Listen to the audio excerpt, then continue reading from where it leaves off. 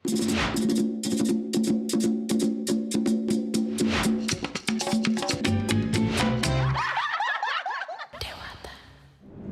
Stella. Pagi semuanya. Pagi ini ada yang spesial karena kita di sini bareng ahli hukum perempuan Indonesia yang keren. Thank Siapa you. yang nggak tahu Mbak Bivitri Susanti atau panggilannya Mbak Bibip? Ya, halo. Apa kabar Mbak? Baik, thank you. Gimana tadi kesininya? Apakah rame di jalan atau? Rame sih kayaknya kalau Jakarta nggak terhindarkan ya, tapi ya acceptable lah, maksudnya ya wajar-wajar aja. Kalau nggak salah tadi kayak nilai apa UAS dulu ya? Iya, ya ampun sorry tadi aku telat. Hebat. Gara-gara Hebat. harus menilai UAS saudara-saudara. Jadi memang agak lowong, jadi bisa ngobrol karena udah nggak ada kuliah yang ada schedule-nya. Tapi ngisi UAS itu it's a different thing. Harus menilai, terus upload gitu-gitu kan. Of course. Mbak Bib, thank you so much for your time. Nah, aku tuh mau nanya, berarti hari-hari memang sibuknya itu ngapain sih Ngajar. Mbak? Kerjanya ngapain sih hari-hari kalau boleh dibagikan? Boleh banget. Jadi aku sehari-hari emang dosen. Ngajarnya utamanya di Sekolah Tinggi Hukum Jentera namanya. Sekolahnya kecil, baru beroperasi sebagai kampus hukum yang melahirkan gelar sarjana hukum itu baru 11 tahun. Jadi baru. Tapi Baru setelah 11 tahun ya? Baru 11 tahun. Oh, termasuk baru ya Termasuk kalau di baru. akademi. Maksudnya aku kan dulu S1-nya di FAUI. FAUI itu udah tua banget dari 1924. Jadi maksudnya itu gapnya sebesar itu.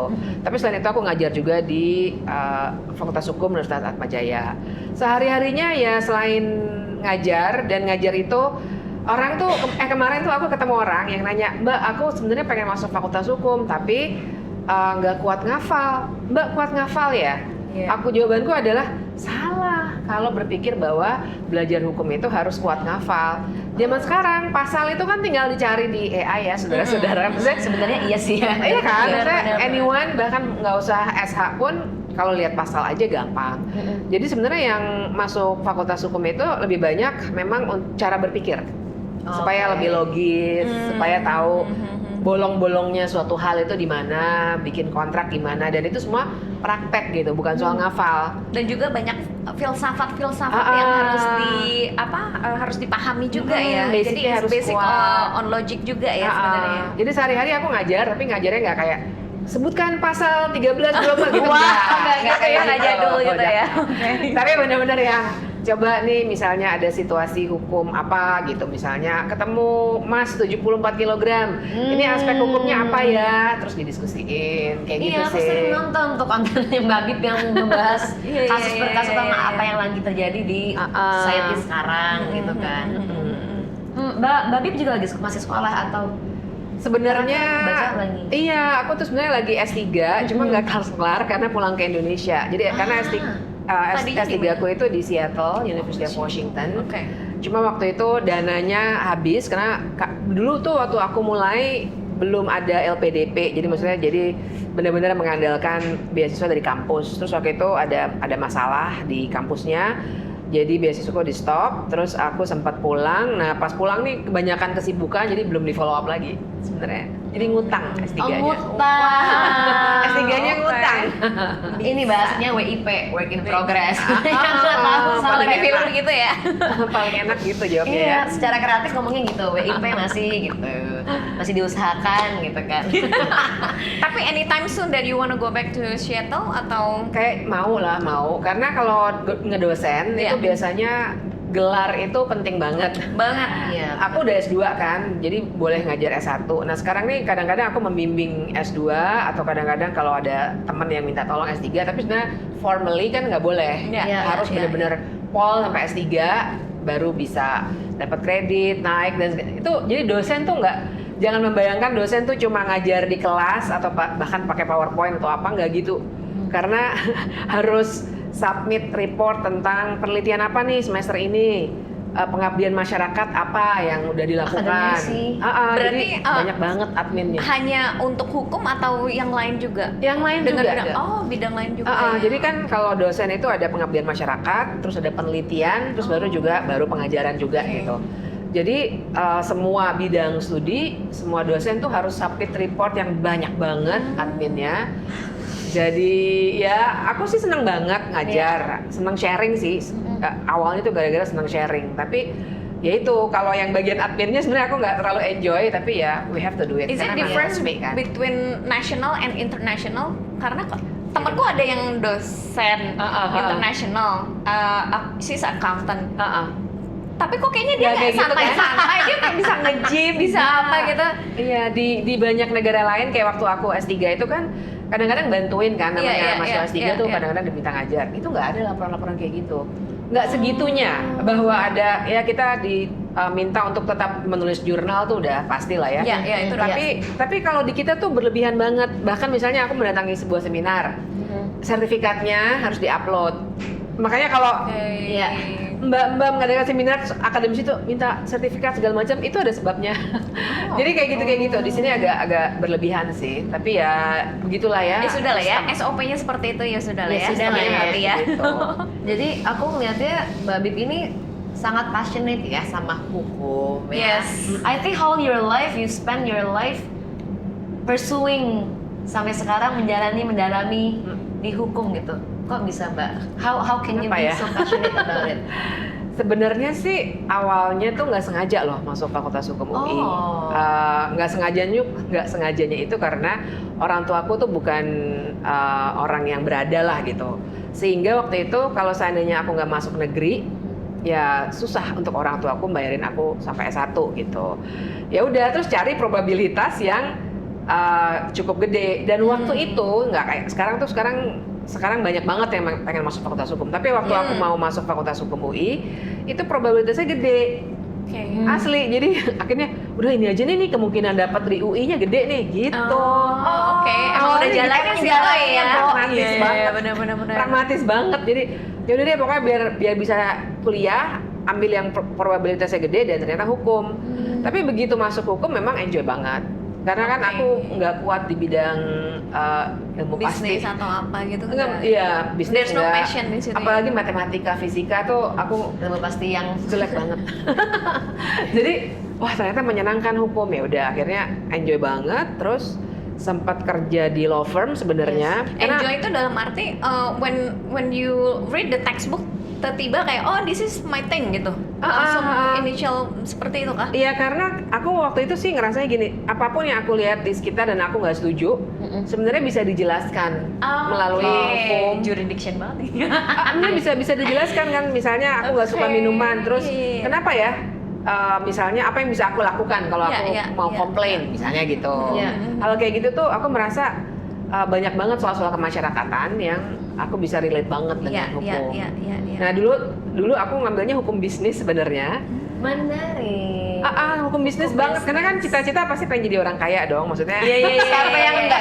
Siapa yang enggak? Berarti aku bisa konsultan sama Mbak Bibip. Jadi sempat kerja di law firm, cuma aku merasa ini kayaknya not my thing gitu. Maksudnya aku nggak terlalu enjoy. Maksudnya kalau masalah challenges dalam hal ilmu pengetahuan sih asik gitu ya, pasti ada aja case yang menarik. Tapi aku merasa kok aku klientelnya ya klien itu aja. Aku merasa kalau aku kerja di ruang hukum publik, klienku adalah masyarakat nih. Betul. Akhirnya aku ada senior yang kerja di law firm juga mau bantu. Dia bilang ya udah deh, kalau kalian mau bikin lembaga studi bikin aja. Ya udah akhirnya bikin lembaga studi, lama-lama jadi sekolah hukum deh. Itu asal muasalnya. I see. Nah, kenapa Mbak Bib? Oke, kan awalnya nih S1, SH, UI berarti kan. Setelah itu S2 di Inggris, di Oxford. UK. Enggak, namanya University of Warwick di UK. Nah, lalu kan S3 pun nih work in progress, dulu work in internasional progress. juga ya kan. Kenapa mau balik jadi ahli hukum di Indonesia? Iya, difference-nya gimana ya itu? Cara belajar yang kayak international law and then national law. Kalau difference-nya gede banget sih. Ya itu tadi ya, di kita itu kan kebanyakan tuh kita harus masih ada sih yang masih maunya ngafal. Udah gitu dosennya ngomong apa ya kita harus ikutin banget. Sementara tuh aku yang bener-bener membuka pintu dan makanya akhirnya pengen jadi dosen. Justru karena aku ngeliat dari aku ngambil master aja, cara belajarnya nggak gitu. Cara belajarnya adalah challenging the students. Jadi ada case, terus gimana nih ngebahasnya? Kita kerubutin rame-rame. Jadi ada case studies, udah gitu.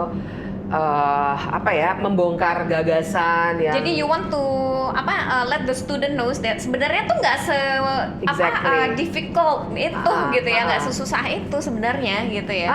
Aku justru pengen bikin di Indonesia itu harusnya orang lebih belajar mudah hukum dan tuh, lebih menyenangkan hukum gitu. Tuh buat semua orang sebenarnya. Soalnya hukum kalau di Indonesia punten itu kayak suatu momok yang gue ke hukum gue I don't like to go to the lawyer karena gue tahu nih gray area gitu bisa digoreng dan lain-lain. Sorry gitu, but that's how it is. Cuman maksudnya what I want to emphasize juga bahwa sebenarnya like we going to the lawyer itu sebenarnya banyak hal banget. Kayak in terms of forensik kan juga sama sebenarnya kayak forensik kan bukan dead body doang mayat, tapi kan lawyer kan juga sama. We seek for help sebenarnya. Itu yang harus kita emphasize dan meluruskan lagi. Mungkin seperti itu ya. Jadi aku ya Pak Amrong. Benar. Jadi aku tuh karena aku belajar di luar negeri, aku merasa kok dulu gue belajar waktu di kampus nggak kayak gini gitu. Kenapa enggak justru gaya belajar yang Socratic method itu dibawa ke sini. Jadi lebih banyak orang ngerti hukum kan menurutku bagus ya. Kayaknya kan selama ini di in a way di gate kept gitu karena ya lawyer akhirnya yang harus dibayar mahal untuk ngurusin kayak gitu. Padahal kalau yang basic rights tuh ya semua orang harusnya tahu aja gitu. Ya even I'm a entrepreneur bisnis memang sampai ada institusi yang bilang ibu harusnya study law dulu deh gitu supaya tahu. Nah itu sebenarnya kayak we don't have to go through all this. Ya kan nggak mungkin aku bisnis terus aku ambil S1.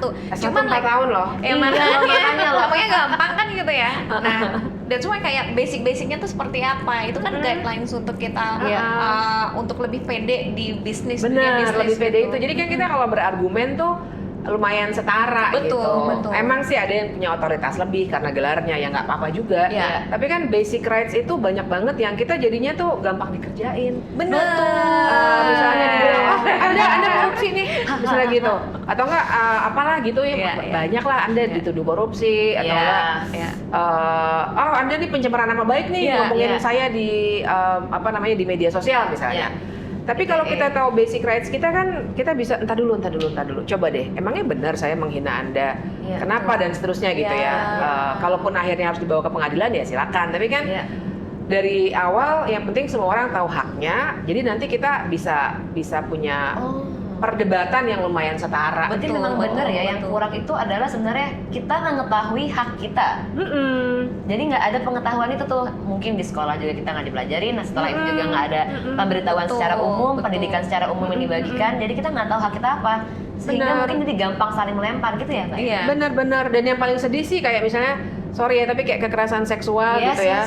Karena kita nih kebanyakan apalagi perempuan ya, dididiknya adalah ya udahlah kamu nggak usah bikin malu keluarga deh. Tabu ya, masih tabu gitu. Terus kita nggak tahu rights kita, udah gitu ya udah akhirnya kita diem aja.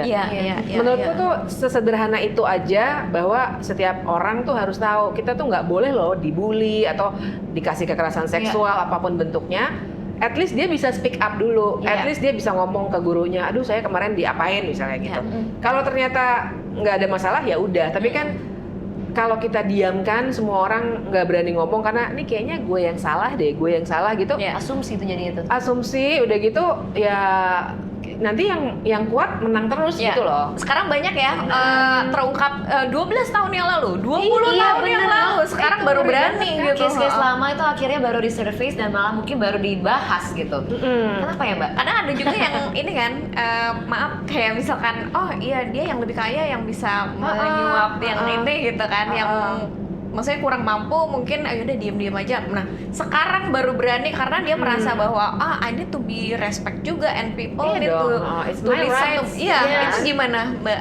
Itu bagus banget menurutku dan kayaknya semakin banyak orang yang aware jadinya kan seandainya orang mau speak up, dia nggak sendirian gitu. Yes. Itu buatku itu powerful banget loh. Boleh di-explain nggak langkah apa yang pertama yang untuk membuat dia pede dan membuka mulut gitu? Berani mungkin berani, ya. gitu. Karena kan berani itu nggak gampang. Nggak gampang. Soalnya kan benar. ya malu Proses juga ya. loh itu.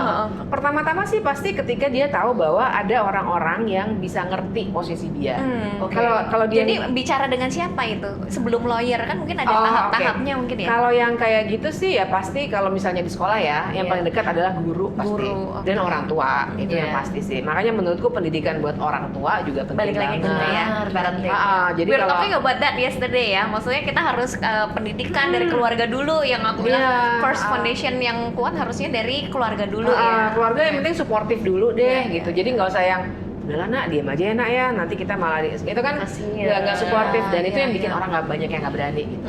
Jadi menurutku pertama-tama kalau dia bisa ngadu, punya rasa aman di keluarga, di sekolahnya, baru dia akan keluar. Dan kalau kita yang nggak kenal kemudian juga support dia ya bagus banget. Tapi kan itu agak jauh ya Iya. levelnya gitu. Iya, iya. Yang paling penting adalah ya keluarga dia dulu sama sekolah dia gitu. Jadi memang adalah sekitaran yang terdekat lah ya. Karena memang sebenarnya menurut aku rasa aman itu juga nggak mudah didapat. Sangat Apalagi tidak zaman sekarang yang berita dari mana aja bisa masuk. Benar. Orang juga makin banyak yang bisa speak up mungkin. Dan kita nggak tahu sumbernya mana yang benar gitu kan. Emang benar. Berarti kan Iya. itu apakah juga challenge-nya dirimu gitu Mbak, Iya, ketika mencari sumber mana yang benar. Iya. Dan itu kan banyak orang bijak, maksudnya udah banyak tulisan juga sih. Iya. Yang berbicara soal matinya kebakaran ya. Iya. Jadi Iya, maksudnya orang mungkin yang udah sekolah benar-benar udah banyak nulis segala macam, tiba-tiba bisa dijatuhkan hanya oleh orang-orang yang cuma karena dia lebih keras aja suaranya, mungkin amplifiernya lebih banyak karena dia punya buzzer segala Yes. macam. Jadi itu challenge yang gede banget. Tapi menurutku gini, kenapa akhirnya aku suka ikut di podcast kayak begini, berbagai macam podcast yang audiensnya beda-beda. Aku Iya. juga udah mulai bikin sendiri. Karena aku merasa kan orang tuh suka bilang, udahlah yang waras ngalah aja. Itu Cuma kan kalau yang itu waras ajaran ngalah- kita Kalau yang waras ngalah, Yang waras ngalah. ini dunia diisi oleh orang gila dong. pun yang waras jadi lama-lama gila. Makanya aku merasa ya udah deh, yang waras harus speak up gitu. Yes. Jadi Dan negara mau jadi apa kan gitu. Generasi muda kan kita harus membina mereka gitu loh. bener, jadi jangan sampai nanti kayak ada pandangan yang sebenarnya salah, cuma karena nggak ada yang bilang itu salah, generasi Bener. muda tuh jadinya nggak jadi itu yang bener. bener. Salah. Itu ngeri banget loh. Ngeri, Kalau ngeri, itu ngeri, udah ngeri. udah jadi apa kayak normal yang baru gitu ya. Jangan dong. Makanya jadi we need to buatku stop. itu big challenge Banget. termasuk untuk aku sendiri. Tapi aku pikir ya udahlah, kalau memang iklimnya lagi kayak begitu, di mana orang yang ngomong benar juga banyak dapat serangan segala macam, ya udah hadapi aja. Karena kalau enggak resikonya menurutku lebih tinggi, yaitu ketika anak muda punya banyak sekali pengetahuan dalam tanda kutip yang salah tidak, sebenarnya. benar. Gitu.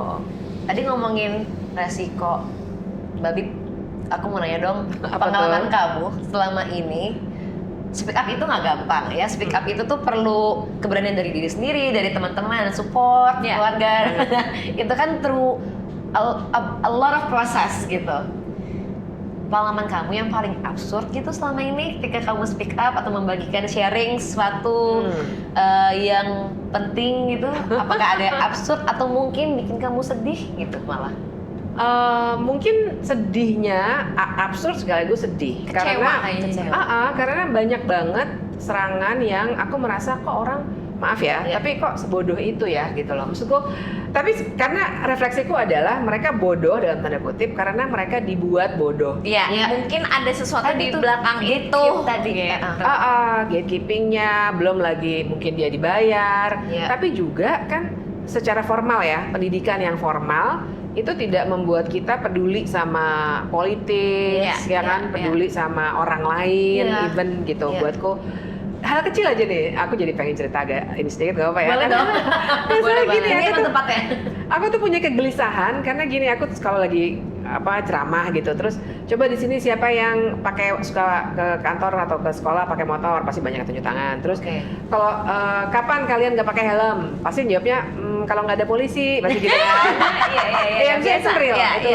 Sama aja kayak kita mungkin kalau nyetir mobil nggak pakai safety belt gitu, atau apalah gitu, masuk jalan yang sebenarnya dilarang dan seterusnya gitu. Tapi kan yang aku pikirin adalah, bayangkan kalau di Indonesia, kebanyakan ya, aku menggeneralisasi tentu saja, orang itu taat pada hukum karena dia takut aja. Sementara yang aku lihat, misalnya di Jepang gitu ya, atau di banyaklah negara-negara Skandinavia, anak kecil itu dari kecil udah dididik bahwa ini bukan soalnya kita takut atau nggak takut sama orang lain, sama polisi atau apapun, tapi kalau kita melakukan hal yang buruk, nggak ngantri misalnya, kita tuh ngerugiin orang lain loh. Jadi itu tuh yang aku tuh suka, orang Indonesia kok gini banget sih, berantakan banget jalanan gitu. Kita sebagai orang Jakarta ya. Iya betul. Aku udah malas nyetir, kadang-kadang udah pusing lihat. Sama. Aku masih sabar. Aku udah nggak sabar. Dan tapi kan dalam hatiku sambil nyetir tuh kadang-kadang kok berantakan banget ya, apalagi kalau udah ngerasain nyetir di luar negeri ya, yang mana itu begitu pulang ini apa, shocknya ada, shock banget gitu. Tapi pikiranku itu karena dari kecil tuh kita nggak dididik bahwa kita tuh berperilaku apa aja ada efeknya loh pada orang lain. Kita kayak nggak mikirin orang lain gitu, egois sendiri aja, yang penting gue menang gitu. Mungkin kalau yang pendidikannya udah beda, udah mungkin ngerasain sekolah di luar negeri segala macam, udah beda sih. Tapi kan kita kan ngomongin ratusan juta warga Indonesia yang cara mikirnya yang penting gue survive gitu. Tapi kalau misalkan let's say negara pasti punya SOP sendiri, every kind of peraturan. Kadang aku juga melihat bahwa kasihan juga ya Pak Pol ini kalau misalkan lu jalur lambat nih untuk yang motor, tapi tetap aja ada yang nakal. Nah ini nih masyarakatnya tuh kadang-kadang gemes juga ya. Jadi kadang-kadang tuh kayak institusi juga, gue pusing loh sama anak-anak kita gitu. Itu gimana tuh Mbak? Menurutku itu karena pendidikan kita dari kecil, dari sekolah mungkin, dari zaman sekolah tuh nggak ngajarin, dari keluarga juga kamu tuh di jalur ini tuh bukannya sekedar ada polisi atau nggak di depan loh, tapi membahayakan orang. Kamu pakai helm tuh bukannya karena ada polisi atau enggak, kamu kepalanya kalau kena aspal bisa pecah loh kepala manusia gitu kan. Benar. Tapi kan pengetahuan itu kita nggak dapet tuh seringnya. Maksudnya ya kita dapat SIM kalau di luar negeri aja kan tesnya serius kan. Kalau di sini kan enggak gitu. Jadi orang juga, soalnya temanku ada yang, ini orang Indonesia nggak ngerti ya marka jalan yang ada yang putus-putus, garis lurus ya. Aku bilang mungkin nggak ngerti sih, emang karena di sini nggak diwajibkan sekolah. Kebanyakan ini kendaraan. Gitu. Siapa tahu itu juga pengaruh sih pasti. Pengaruh kita jadi harus bersaing kan. Iya. Kayak kadang juga aku I feel sad that kalau misalkan gua nggak duluan, gua nggak akan dapet. Ya kapan gua pulangnya? Emang. Gitu ya. Jadi I think that well, to be honest with you, negara ini harus bisa dikembangkan dari infrastruktur dan juga public transportnya yang mungkin lebih banyak banget PR-nya banyak banget gitu untuk memudahkan masyarakat inilah gitu ya, untuk memudahkan semuanya pada dasarnya peraturan gitu. Nah jadi yang paling absurd tuh pengalaman kayak gitu, ketika aku mencoba untuk mengatakan sesuatu terus tapi dibilangnya apalah gitu, antek asing misalnya gitu ya. Maksudnya ya dengerin aja dulu argumen saya dan kemudian silakan kalau nggak setuju bilang. Tapi kan ini langsung komennya gitu, antek asing lo atau enggak lo dapat duit dari mana gitu-gitu loh. Aku tuh sering banget. Itu yang absurd. Iya, aku dengerin konten Babib, habis itu komen-komennya sih lumayan banget dengan mental kamu Babib. Karena memang beneran ya, mungkin balik lagi tadi ya, dengan dasarnya kita atau mungkin masyarakat pada umumnya nggak sadar dengan risiko yang dilemparkan. Wah, kita sih kalau kena yang begituan sih kena mental. Kena mental itu. Ya, yang absurd tuh kayak gitu. Tapi buatku ya itu ya, kalau misalnya kita diem aja, makin banyak orang yang nggak bisa ngelihat argumen, ngelihatnya orangnya gitu. Dan buat perempuan kan menurutku challenge-nya lebih gede karena orang tuh merasa kalau ngomongin politik tuh bukan urusan perempuan. Gitu. Itu masih ada lah ya. Ada lah sisa-sisa ini tuh benar-benar. Jadi tapi sudah lebih membaik daripada dulu lah. Dibanding dulu ya? Dibanding dulu ya. Cuma ya begitu, tantangan tuh masih gede. Dan dari kalau dilihat misalnya cantik atau enggak, maksudnya dilihatnya tuh penampilan ketimbang isi kepala gitu. Oh Nah, itu yang ya, mengganggu itu juga. udah memang udah dicap begitu ya Mbak ya. Iya, kan kalau biasanya tuh juga mau apply kerjaan juga ada tuh tulisannya Yes. tuh wajib good looking tuh katanya ada di situ. Ya ada juga apps yang disalahgunakan juga ya. Gitu. Oke, kita masih iya. ngomongnya itu sih. Nah, balik lagi nih Mbak. Ini balik aja ya. Kalau kita ngikutin yang lagi happening di social media ataupun pergerakan pemikirannya masyarakat, aku ngeliatnya tuh banyak banget yang bersuara tentang, nah ini aku bingung. Memang kita tuh semua lagi pada pusing sama kondisi negara, atau memang lagi pusing sama hidup sendiri aja, maksudnya? Iya. Bingung tuh. Ini kalau menurut Mbak Bib tuh fokusnya di mana? Karena kan again banyak yang ngelempar fokus, banyak yang kita sebagai warga yang awam ini perlu dibimbing mungkin. Iya. Ya menurutku pasti apa yang kita rasain pasti akan kita bicarakan gitu ya. Tapi kan aku selalu berusaha untuk bilang bahwa apa yang kita rasain ini pasti sebenarnya ada kaitannya dengan hal-hal yang sifatnya sistem. Pasti yang tadi makanya aku bilang orang tuh bodoh bukannya dia dari lahir udah pasti bodoh gitu ya. Tapi kalau different ability itu memang different. Tapi kalau kebodohan itu menurutku karena harusnya pemerintah ngasih akses supaya semua orang bisa sekolah yang benar. Nggak harus masuk sekolah swasta yang mahal untuk bisa pintar gitu kan. Dan itu adalah, sorry Mbak, tapi itu hak kita juga kan untuk itu mendapatkan pendidikan yang proper gitu. Jadi buatku pasti ada orang-orang yang baru speak up ketika dia udah kena impact gitu. Tapi buatku kayaknya perlu nih kita bicarakan terus bahwa apapun yang kita rasakan sebenarnya hasil dari keputusan politik gitu. Sehingga kita nggak peduli sama politik. Dalam politik tuh nggak usah ngomongin yang kayak siapa calon presidenmu, siapa menteri pilihanmu, nggak gitu sih. Tapi soal ya kita ngingetin dong kalau jangan korupsi misalnya gitu. Terus kalau bikin kebijakan partisipatif dong, transparan dong gitu. Bahkan sesederhana itu pun sebenarnya nanti akan ada impact-nya pada kehidupan yang lebih baik. Of course. Iya, jadi sesederhana itu deh. Kenapa orang suka jatuh di jalan raya karena jalannya bolong-bolong. Nah itu jalan bolong-bolong itu kan sering kali karena spesifikasi jalan makan korban banyak loh dekat korban. Iya. Makan korban dan itu karena bahaya banget. spesifikasi diturunin. Kenapa? Karena korupsi. Iya. Nah yang gitu-gitu loh. Buatku itu perlu banget kita bicarakan terus. Jadi bukan nasib sial gitu. Tapi memang kalau gitu berarti memang harus dimulai dari kita semua berbicara hal yang sama terus-menerus berarti di sini ya, Mbak. Mengingatkan gitu Ya, ya. mengingatkan terus-menerus berarti kan. Padahal nggak harus diingetin juga sih. Ya sebenarnya itu kan hak kita untuk mendapatkan fasilitas yang Betul, oke. karena kita sudah bayar. Betul. Sampai jatuh. Udah terlalu seru tuh kayak itu. Ini kita nahan omongannya tapi ternyata badan nggak tahan. Badan nggak tahan. Gue nggak tahu ininya di mana nih. Anyway, do universe speak? Iya makanya loh. Badan Gue nggak tahu ininya di mana. Well anyway, keep Oh nggak continuing. apa-apa lah, continue aja ya. Oke, let's go. Nah, kalau tadi kita ngebahas masalah kebijakan umum dan kita harus terus menyuarakan. Kalau dari perspektif sebenarnya itu kan adalah bagaimana kita menjadi warga negara yang baik. Terus mengingatkan hak kita apa, tanggung jawabnya apa, bagian masing-masing pihak. Kalau misalnya a good lawyer to you, what is that? Yang pertama-tama acknowledge bahwa situasi orang beda-beda. Jadi ya misalnya ketika lawyer yang ngurusin katakanlah sertifikat atau hak waris gitu misalnya, dia nggak langsung cuma ngecek dokumen Anda udah punya apa, sertifikat hak milik atau apa gitu, tapi dia juga melihat konteksnya. Sebenarnya ada apa sih, katakanlah ada dispute keluarga yang spesifik, atau misalnya anak ini atau orang ini backgroundnya dulunya seperti apa. Buatku lawyer itu yang bagus adalah yang nggak cuma mentingin menang atau kalah, tapi dia benar-benar bisa mencari keadilan sesuai dengan konteks dari klien yang dia hadapi gitu. Maksudnya kalau misalnya katakanlah masyarakat adat berebutan atau orang miskin deh, kalau masyarakat adat kayaknya kita orang Jakarta agak jauh ya, tapi orang miskin sama orang yang punya perusahaan besar mau berebut satu tanah.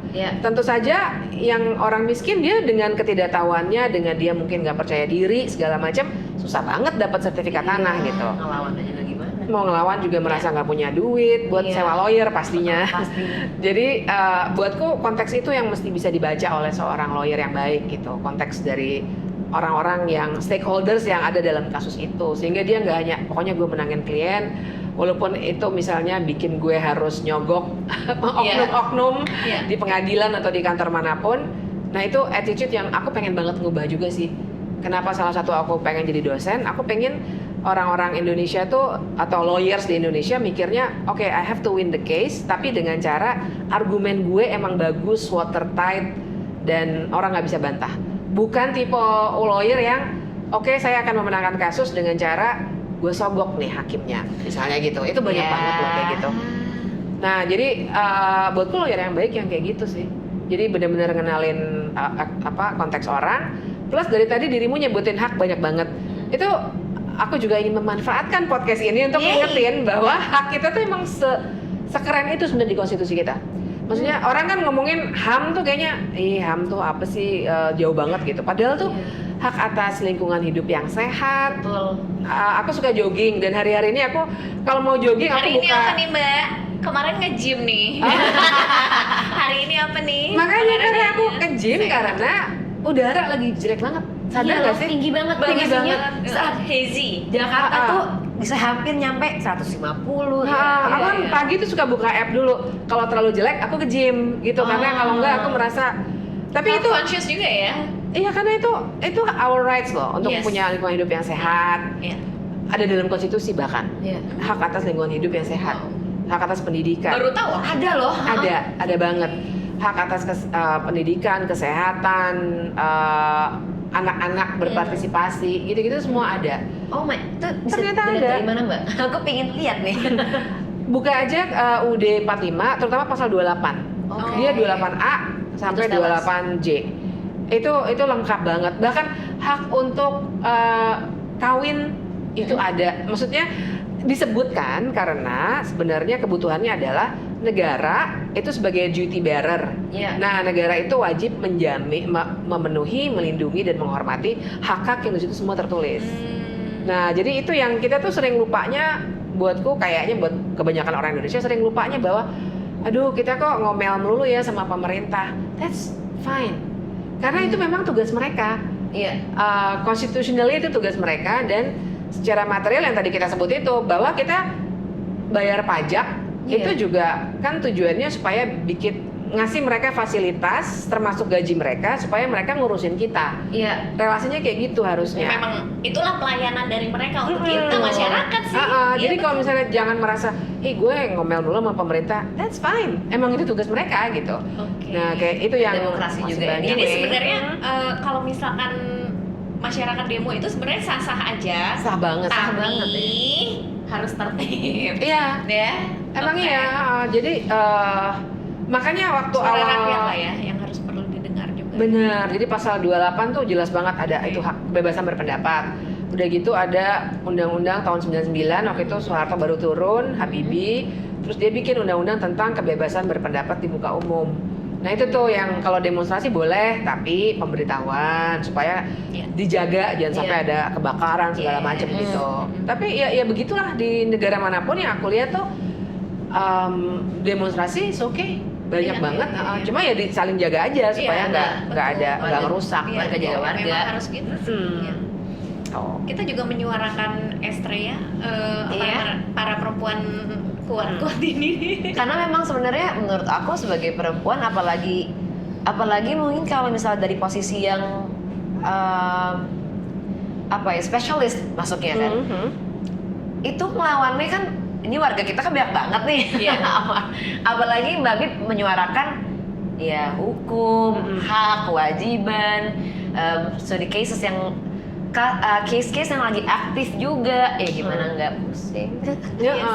Tapi ya itu tadi aku merasa public sphere-nya harus kita penuhin juga. Jadi orang-orang bisa lebih pelan-pelan lah. Memang nggak akan cepet banget ya. Tapi menurutku kalau semuanya ngebahasnya dengan cara seperti ini, lama-lama orang jadi punya sense. Emang kita ngebahas harus kayak gini sih, nggak harus berantem-berantem. Kayak maksudnya udah berapa persen change perubahannya ada. Kalau hitungan yang pastinya berapa persen aku nggak punya sih, tapi aku merasa How you measure juga? Ukurnya dari mana mungkin? Kalau aku sih, Maybe not percentage. kalau aku mungkin dari pengalaman pribadi ya. Oke. Aku merasa tuh dulu, Boleh di-share? dulu itu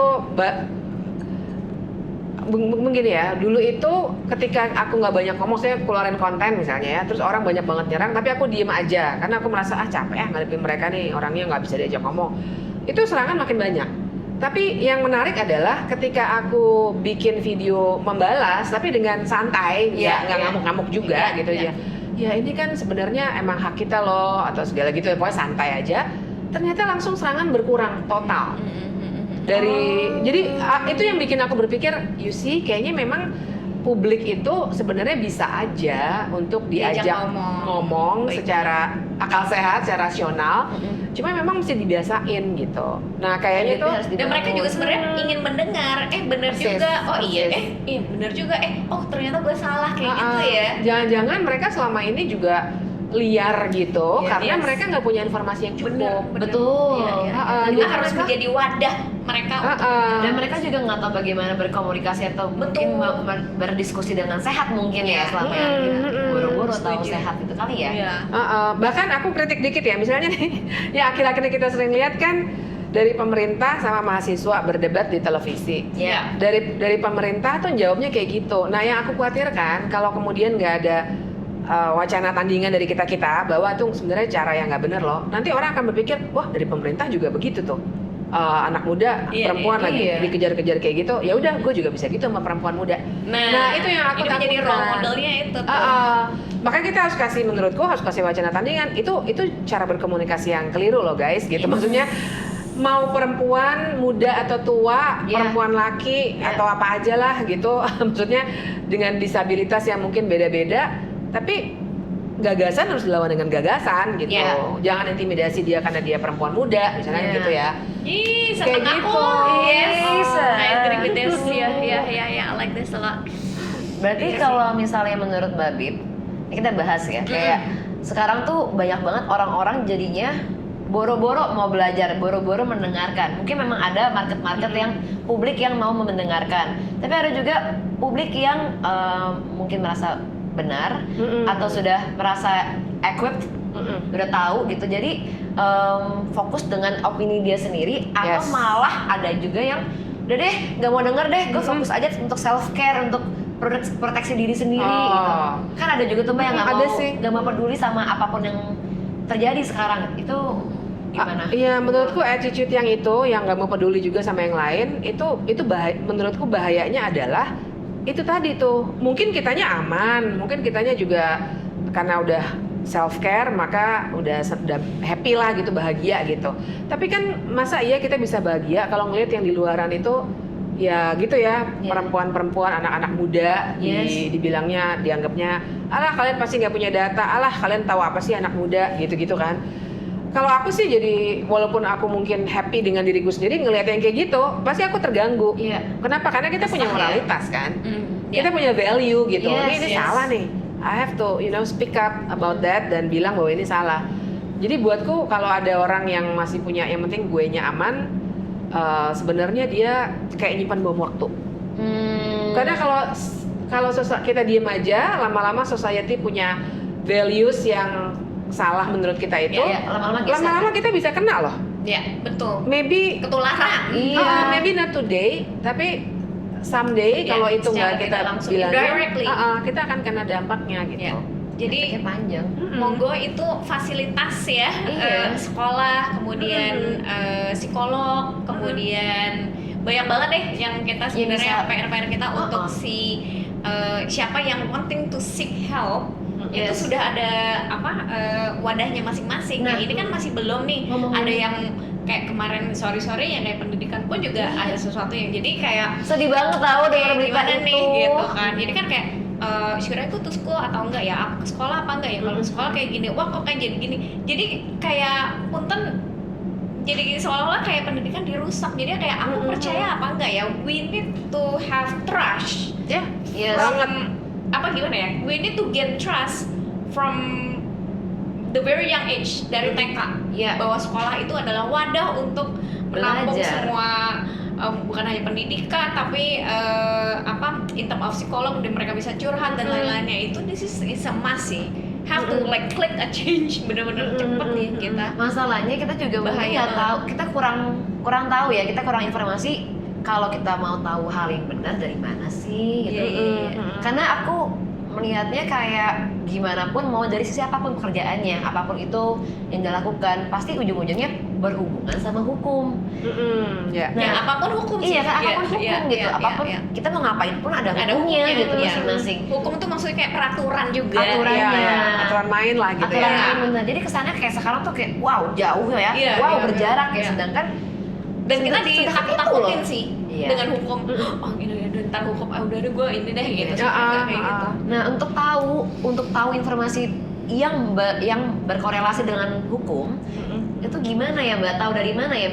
Misalnya konteksnya sosial gitu atau pekerjaan gitu. Kemana kita harus mencarinya? yang mungkin gratis supaya bisa gampang diakses gitu. Sebenarnya sih beberapa lembaga-lembaga bantuan hukum itu mereka juga menyediakan informasi di media sosial mereka. Yang cek aja, misalnya kalau aku sih akan menyarankan follow, nanti dari situ bisa dicek lah ya. Misalnya LBH, LBH Apik kalau buat perempuan.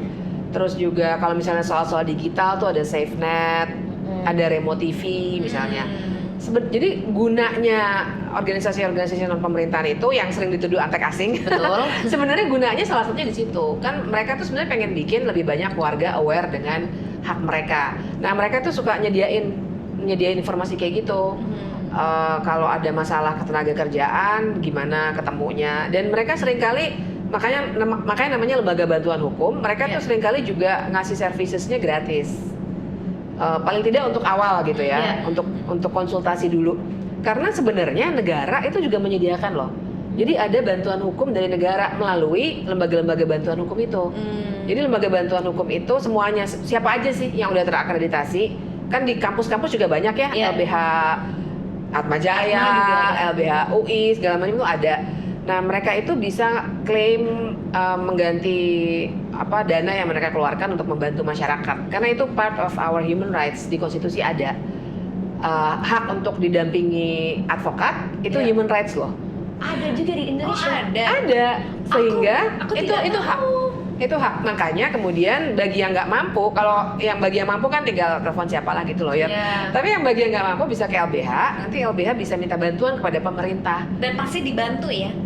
Ada syaratnya sih, akreditasi lah, apalah itu ada. Tapi haknya ada. Tapi yang penting kan hak kita tuh ada sebenarnya. Jadi kalau untuk mau mencari tahu ini bagaimana nih? Ini mungkin pemirsa juga pasti ada. Menurutku sih follow aja tuh yang kayak LBH Jakarta tadi ya, LBH Apik, yang untuk isu kekerasan seksual tuh. LBH Apik gitu. Dan sebaliknya mereka juga seringkali kalau kita nih yang merasa gue nyumbang deh dikit-dikit, itu mereka juga terima. Karena ya mereka costnya gede ya sebenarnya, jadi lawyer kan mahal ya sebenarnya. Tapi they do it for free, jadi mereka juga seringkali butuh bantuan dari kita gitu. Jadi to be a lawyer and lawyer juga mulia loh di sini di Indonesia. Mulia dan nggak nganggur ya guys. Nggak banget. Ini adalah kerjaan yang misalnya apalagi LBH gitu ya mau membantu.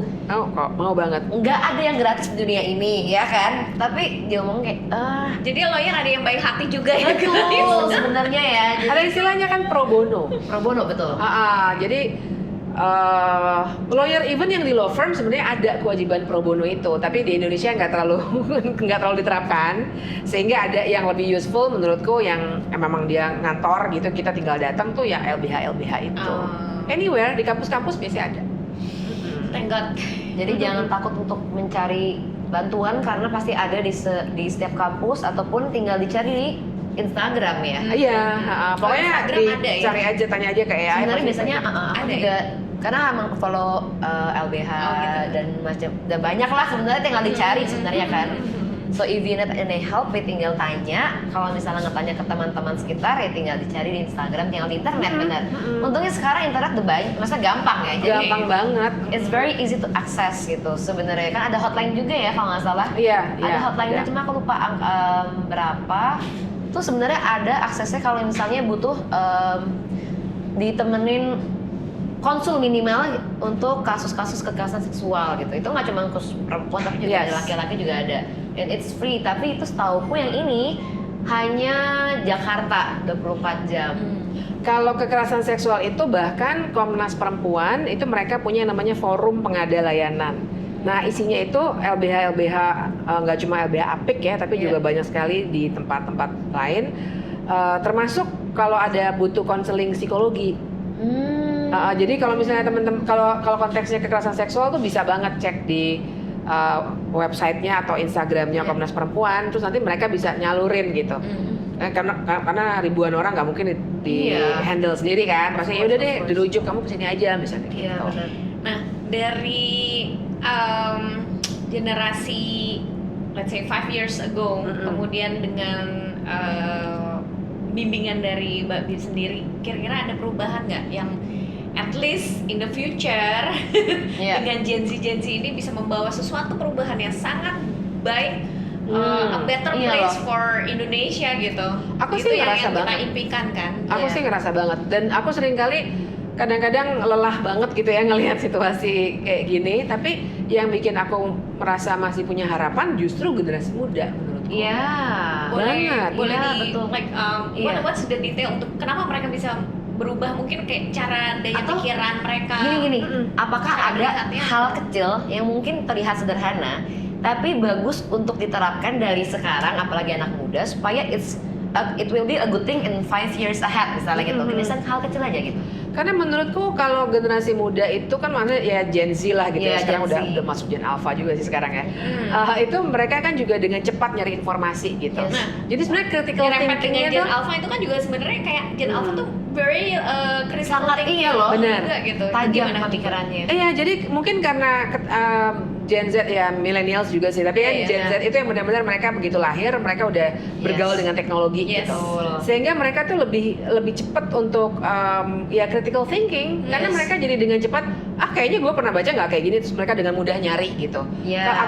Aku Gen X ya, Iya, jadi iya. mas aku dulu kayak aku harus benar-benar baca buku, cari bener nggak ya begini kan lama. Datang dulu, beli cari bukunya ya. Kalau sekarang kan cepet. Nah buatku kalau misalnya budaya at least untuk critical thinking itu makin diperbanyak dengan kemudahan cari informasi, buatku kedepannya akan bikin banyak orang jadi nggak ngomongnya asal gitu. Sekarang gini ya, generasi Indo tuh punten ya, jarang banget mau baca buku, even flyers aja tuh kayak Iya males loh. banget baca. Itu gimana tuh Mbak? Maksudnya kayak apakah yang Gen Z, Gen Alpha ini mereka gimana ya? Kalau dulu aku emang harus dipastikan kamu harus baca buku. Sama. Jadi semuanya tuh nggak dihandle, punten kayak di rumah, baca atau apa. Jadi kan mereka like wanting to be like so instant. Nah sekarang gimana? Ya sekarang sebenarnya sama sih, tapi yang menarik gini. Aku merasa Gen Z sekarang tuh udah mulai ada perubahan. Notice nggak sih ada beberapa yang bahkan mereka bikin forum-forum yang namanya silent reading. Yes. Jadi mereka balik lagi baca buku. Yang komunitas buku sebenarnya. Komunitas itu juga. baca itu sekarang banyak lagi. I'm very happy. Thank Jadi God. aku ketemu beberapa komunitas baca itu. Mbak join Mbak, kita punya silent reading hari Sabtu. Wow, oke, aku join gitu. Tapi setidaknya walaupun mulai misalnya balik lagi.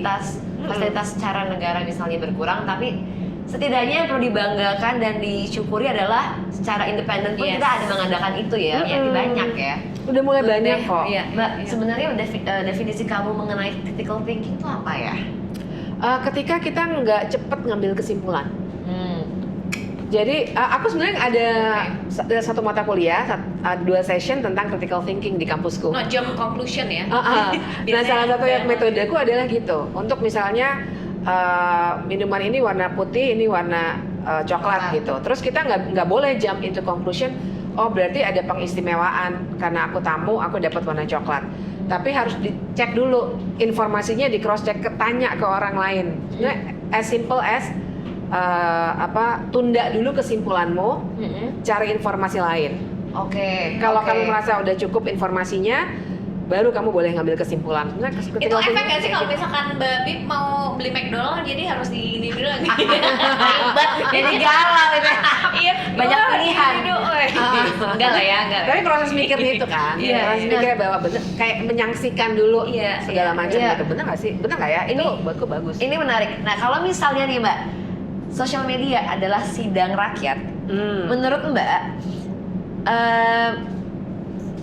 kita adalah warga yang terlalu cepat menghakimi atau malah terlalu telat, terlalu lama gitu menghakiminya. Gimana Mbak Bib? Kalau sosial media ya, Iya. menurutku terlalu cepat. Kenapa? Karena sosial media itu orang yang mengakses sosial media punya semacam habitus atau attitude, dia pengen sesuatu yang instan. Iya. Dia pengen dengan cepat merespon sesuatu gitu, di kepalanya apa langsung diketik gitu. Nah, buatku itulah bedanya dengan orang-orang yang mulai dengan lebih sabar Iya. mencari pengetahuan, cari informasi gitu. Nah, kalau cuma bacaan kita di sosial media, emang orang kebanyakan di situ tuh orang-orang yang pengen sesuatu yang instan, berkomentar instan. Makanya akhirnya penghakimannya juga gede banget menurutku. Jadi baiknya, sehatnya tuh gimana sih Mbak misalnya dari sosmed. Nah terus kita tuh kadang kan ada narasi yang kita harus bersuara sekarang gitu kan. Ada tuh huru hara itu tuh kadang-kadang ada dorongan itu tuh. Yang kita nggak tahu, ini baiknya gimana gitu. Baiknya sekarang atau cari dulu tapi gimana? Gimana Mbak Bib? Riset itu kan sebenarnya karena teknologi, riset kan juga gampang banget kan sekarang. Yes. Aku bahkan berapa kali nemuin konten di sosial media yang itu useful banget buatku karena aku ternyata belum pernah baca bukunya, terus baru tahu baru besok cari gitu kan. Nah, jadi buatku ya memang kita pasti harus tahan dulu gitu sebelum sharing, sebelum berkomentar, riset kecil aja dulu. Makanya kalau ngebayangin riset zaman sekarang nggak kayak zaman dulu. Aku kalau ngomong riset berarti mungkin bulan depan. Buatku riset sekarang tuh dalam arti 10 menit kita cek Google sebentar, aja ya. tanya AI dulu, AI-nya tapi nggak langsung dipercaya, tapi bener nggak ya kayak gini, Double check. double Iya, check, iya, cari iya. promptnya yang mungkin agak beda. Itu sebenarnya juga udah sangat membantu gitu. Jadi buatku it's okay untuk bersuara keras dan kita pengen merespon cepat, cuma lebih hati-hati. Jadi- Makanya sebenarnya critical thinking tuh bukannya merespon itu bukannya cepet-cepetan, tapi kita pakai critical thinking nggak ketika merespon itu. Jadi yang mau ambil dokterate ya udah banyak ya sekarang. Teman-teman gue juga banyak banget tuh PhD. But that's one thing that I would love to have actually. Iya. Last time when I was in Ohio State, tadinya aku mau ngambil master, PhD, karena aku not very academic, tapi aku akademik juga kayak I love, well sorry to say with my humble heart, I love collecting medali, sertifikat and all. Cuman situasinya memang tidak mendukung karena papa harus balik ke tanah air karena ngapain lo di negara orang ya itu sebenarnya ada bagusnya juga cuman ya things differently lah sekarang. Nah itu mungkin perbedaan dulu dan sekarang, ajaran dulu dan sekarang, aksesnya juga berbeda. Menurut Mbak Bib, kalau misalnya nih generasi muda sekarang itu punya satu hutang ke Indonesia, menurut Mbak Bib hutangnya apa? Apa ya utangnya ya? Banyak ya. Tapi mungkin Indonesia, pertama kita mesti memahami Indonesia bukan dalam arti hanya government, Iya. tapi negara itu kan sesuatu yang abstrak, termasuk warga, termasuk lingkungan misalnya. Yang aku appreciate banget dari Indonesia itu keragaman kita. Yes. Itu salut aku sih itu. salut. Itu sih Kagum, emang harus di kagum ya. banget. Keragaman mulai dari makanan karena aku doyan makan sampai orang yang benar-benar karakternya different banget. Indonesia is very rich country and Iya, we need to betul. Diversity. preserve terus dijaga banget sih. Buatku Iya. itu sih. Itu selling point kita sih sebenarnya. banget. Dan aku merasa aku banyak belajar dari itu. Jadi Aku aku ya, belajar sama. appreciate orang, appreciate lingkungan, appreciate makanan dan segala macam budaya tuh gara-gara aku orang Indonesia gitu. Yes. Jadi kalau misalnya generasi muda harus apa ya, what do I owe gitu, menurutku ya itu kita tuh dapat banyak banget anugerah buatku sekedar menjadi orang Indonesia dengan keragamannya. Dan gitu. kita membalas budinya ya ini. Iya. Dengan yuk kita jaga berbondong-bondong juga. kita jaga juga ya dari ini yang tadi yang tadinya belum perfect ya bikin perfect. Gitu jaga ya. lingkungannya, jaga keragamannya supaya orang nggak dibuat harus seragam gitu. Ya, bener-bener. Jadi maksudnya jadi Bisa orang ya sama udah lain gitu kalian ya. nggak usah harus berkulit putih semua, tapi Betul. orang yang berkulit hitam juga kita ya itulah yang bikin Indonesia keren menurutku Iya, gitu. bener. Kayak gitu kayak gitu sih. perbedaannya. Lebih teh. Ih seru. Banget. Kalau berarti tadi kan satu tuh Mbak, grateful sebagai warga negara Indonesia. 2 lagi apa deh, biar 3 gitu. Apalagi di jalur hukum aku nggak ngerti sih, pasti Mbak Adi paham. Apa ya, mungkin ya itu sesuatu yang penting tapi juga challenging. Misalnya soal lingkungan, tadi aku sempat nyebut sedikit ya. Aku senang banget, aku mungkin apa ya, tree hugger gitu kali ya. Maksudnya aku suka banget lingkungan, pencinta lingkungan banget. Nah, I am of eco-friendly girl. Iya, aku juga. Nah, buatku mungkin utangnya generasi muda tuh juga di level itu. Makanya kita harus ngejaga banget lingkungan kita. Karena orang banyak banget yang pengen ngerampok. Maksudnya kayaknya paham, ngerti kok. Even Kita kalau jaga, ada, kita benteng nih. even kalau ada yang bagus banget terus I want to miliki itu karena aku pengen punya pemandangan bagus itu for myself. Nah, buatku kalau kita cinta lingkungan sebenarnya nggak kayak gitu, tapi kita preserve gitu. Jadi nanti ke depannya anak-anak muda berikutnya bakal bisa melihat hal yang sama. Jadi boleh lah ya Estrella itu ikut dengan program Babib nanti bila ada. I mean, Iya benar-benar. Ayo kan. Buatku itu juga. Aku grateful banget juga itu. Aku suka naik gunung. Jadi dan aku tuh naik gunung itu karena aku enjoy ngelihat pemandangan yang apalagi aku orang Jakarta ya. Jadi kalau ngeliat hijau-hijau kita akan lebih menghargai itu jadinya. Nah, buatku itu jangan sampai nanti adik-adik anak cucu kita tuh udah nggak bisa menikmati itu gitu. Karena kalau nyesel udah telat guys, nanti udah kalau nggak ada gitu. Jadi harus dijaga dari sekarang. Ada 2, satu lagi Mbak. Satu lagi apa ya? Mungkin sejarah kita ya. Menarik. Sejarah kita tuh unik banget loh. Ini kalau terusin panjang. Gimana Mbak? Tapi maksudnya karena biar nggak panjang. Tapi maksudku yang membekas banget satu buku tuh yang membekas di aku adalah Ben Anderson nulis soal Imagined Community. Jadi menurut dia kita itu memang beda-beda banget, warna kulit, agama, ras beda-beda, tapi kita punya imajinasi yang sama, makanya kita jadi bangsa Indonesia gitu. Nah, buatku sejarah kita itu dari zaman dulu meskipun pahit karena kita dulu kolonial ya, mengalami masa kolonialisme, tapi itu yang bikin kita jadi satu bangsa gitu. Betul.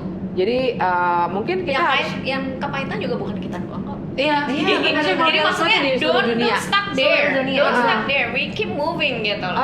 Nah, buatku sejarah itu penting banget. Ya. Tapi juga jangan takut untuk generasi sekarang mikir, we can have our imagination. Oh iya dong. Nggak apa-apa banget. Maksudnya pendiri bangsa masih tetap keren, relevan, tapi ini ada situasi baru dan it's okay to have our own new imagination. Kita harus menciptakan. Makanya kita harus serempak. Gitu. Harus kompak. Yes. Itu kuncinya. Kompak, punya critical thinking. Iya. Dengan sumber yang benar, dicari riset dulu, gitu ya Nak ya? Iya dong. Riset sekarang gampang, nggak harus berbulan-bulan. Iya loh, itu tuh yang mungkin habit yang perlu dibangun secara merata kali ya. Karena aku nangkep memang ada banyak banget perbedaan itu. Mungkin setiap sosmed, setiap social media tuh beda-beda tuh. Behaviornya juga ya kan. Banget. Jadi marilah kita saling membagikan informasi critical thinking ini kali ya. Habit itu. Aku dapat banyak banget dari Babib. I think I have a lot of takeaways, even for myself. I don't know about you, gimana? Cuman 2 kata, satu suara. Satu suara untuk kita semua. Betul. Makasih banyak Babib udah sharing hari ini. Sama-sama. Thank you so much. Yes. Kita akan mungkin ada episode kedua ya untuk sesuatu yang berbeda. Iya, boleh dong. Karena pendidikan tuh sangat luas banget ini. Cuman kayak masih kulit nih sebenarnya. Gak mungkin ngebahas pendidikan dalam waktu yang pendek itu. Kasusnya banyak, gimana cara kita punya solusi juga We banyak. want to go deeper. Exactly. Yuk banget, karena pendidikan ini emang perlu ya supaya nggak kehilangan touch of critical mindset tadi gitu. Oke, kita rekam. Yes, thank you so much, Stellas, for watching. Makasih banyak, Babi. Thank you, Babi. See you next episode.